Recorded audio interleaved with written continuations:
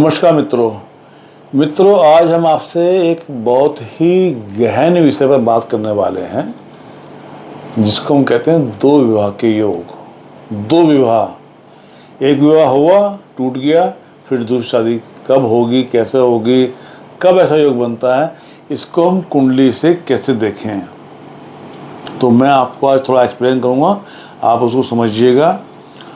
अगर जातक की कुंडली में मंगल बैठा हुआ है, सप्तम भाव में है, मंगल बैठा हो, शनि बैठा हो, सूर्य बैठा हो, बृहस्पति बैठा हो, यानी कि सूर्य, मंगल, बृहस्पति, शनि, राहु, केतु अगर ये सप्तम भाव में बैठे हैं तो ऐसे में दो विवाह के योग बन जाते हैं।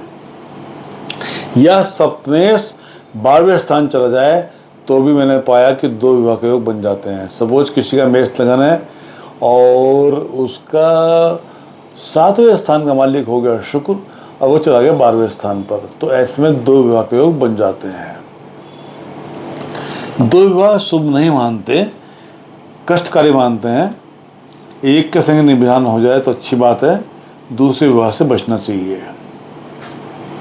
तो अगर समय रहते हैं हमने उपाय कर लेते हैं तो विवाह का योग जो दूसरा विवाह का योग होता है वो कट जाता है और पहला विवाह ही सक्सेस हो जाता है।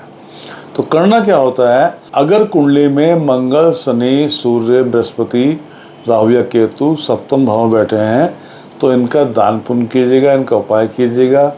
अगर कोई रत्न धारण करना हो तो रत्न धारण कीजिएगा और अवॉइड कीजिएगा इनके नेगेटिविटी को।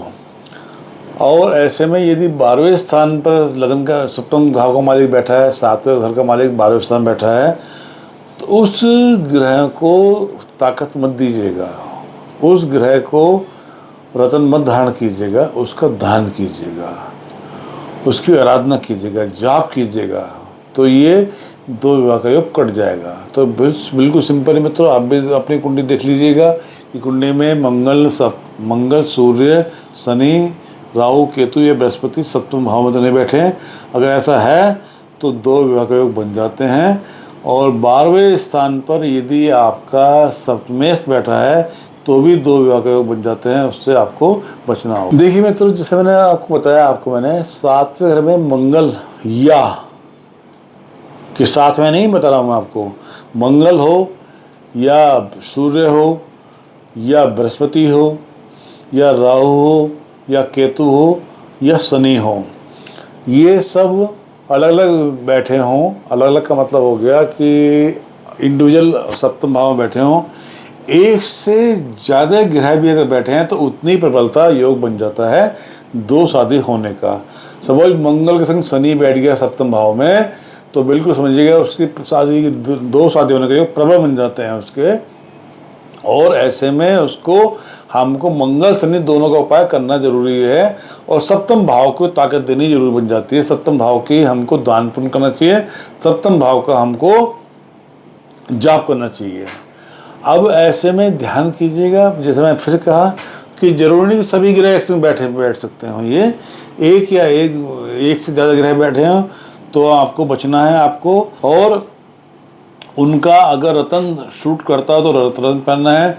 सपोज किसी का मेष लगना है और मंगल सप्तम घर में बैठा है तो ऐसे में मूंगा पहनना बहुत लाभकारी बनेगा और मूंगा मंगली दोष को कम करेगा। मंगली भी हो गया, ऐसा व्यक्ति हो गया और उसके दो विवाह के योग बन जाते हैं, उसको भी मंगल थोड़ा रोकने की कोशिश जरूर करेगा। देखिए मित्रों, मैंने तो ये किया, सबसे पहले सप्तम भाव देखा कि कौन सा ग्रह बैठा हुआ है। नहीं, ऐसे में बोले कि ऐसी कुंडलियां मेरे पास भी आती हैं। हाँ, देखिए मित्रों, ऐसी बहुत सारी कुंडली मेरे सामने आई हैं जहाँ पर दो विवाह के योग बने हैं। पहला तलाक हो रहा है, दूसरी शादी हो रही है, या दूसरी शादी की बात चल रही है, पहली को छोड़ने की बात चल रही है, कष्ट पैदा हो रहे हैं, आपस में झगड़े हो रहे हैं, बनती नहीं है।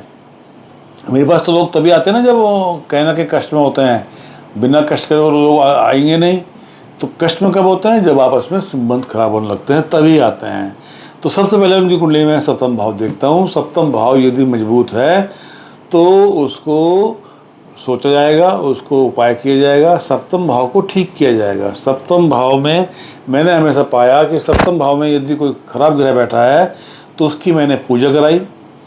अगस्त सप्तम में कोई शुभ ग्रह बैठा हुआ है, यानी कि मंगल, शनि, सूर्य, राहु, केतु या बृहस्पति में से कोई शुभ ग्रह सप्तम भाव में बैठ गया आके, जैसे बृहस्पति है, और बृहस्पति मालिक है धनु का, बृहस्पति और मीन का, तो ऐसे में बृहस्पति को ताकत दी।